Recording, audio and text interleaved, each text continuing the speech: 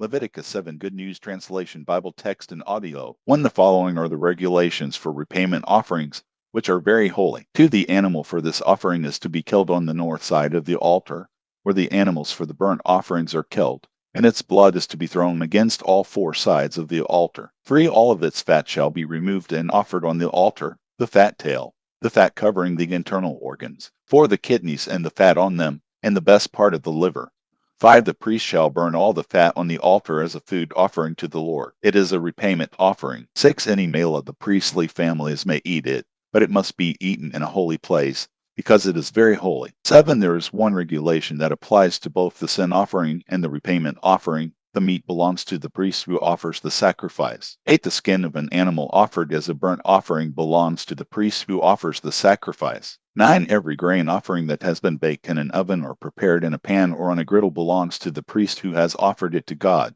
10. But all uncooked grain offerings, whether mixed with oil or dry, belong to all the Aaronite priests and must be shared equally among them. 11. The following are the regulations for the fellowship offerings presented to the Lord. 12. If you make this offering as a thanksgiving offering to God, you shall present, together with the animal to be sacrificed, an offering of bread made without yeast, either thick loaves made of flour mixed with olive oil, or thin cakes brushed with olive oil, or cakes made of flour mixed with olive oil. 13. In addition, you shall offer loaves of bread baked with yeast. 14. You shall present one part of each kind of bread as a special contribution to the Lord. It belongs to the priest who takes the blood of the animal and throws it against the altar. 15. The flesh of the animal must be eaten on the day it is sacrificed. None of it may be left until the next morning. 16. If you bring a fellowship offering as fulfillment of a vow or as your own free will offering, not all of it is to be eaten on the day it is offered, but any that is left over may be eaten on the following day. 17. Any meat that still remains on the third day must be burned. 18. If any of it is eaten on the third day,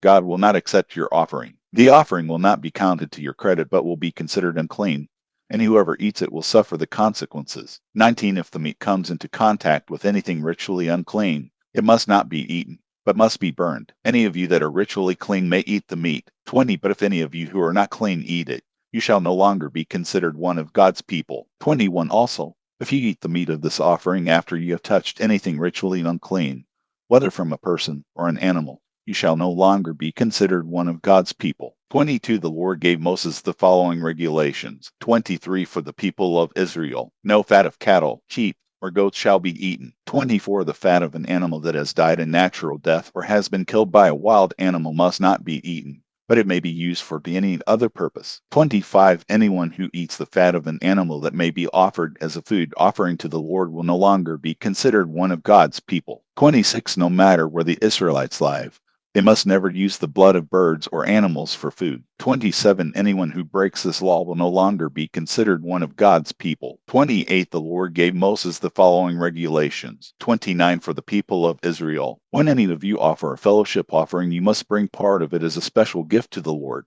30. Bringing it with your own hands as a food offering. You shall bring the fat of the animal with its breast and present it as a special gift to the Lord. 31. The priest shall burn the fat on the altar, but the breast shall belong to the priests. 32. The right hind leg of the animal shall be given as a special contribution. 33. To the priest who offers the blood and the fat of the fellowship offering. 34. The breast of the animal is a special gift, and the right hind leg is a special contribution that the Lord has taken from the people of Israel and given to the priests. This is what the people of Israel must give to the priests for all time to come. 35. This is the part of the food offered to the Lord that was given to Aaron and his sons on the day they were ordained as priests. 36. On that day the Lord commanded the people of Israel to give them this part of the offering. It is a regulation that the people of Israel must obey for all time to come. 37. These, then, are the regulations for the burnt offerings, the grain offerings, the sin offerings, the repayment offerings, the ordination offerings, and the fellowship offerings. 38. They're on Mount Sinai in the desert.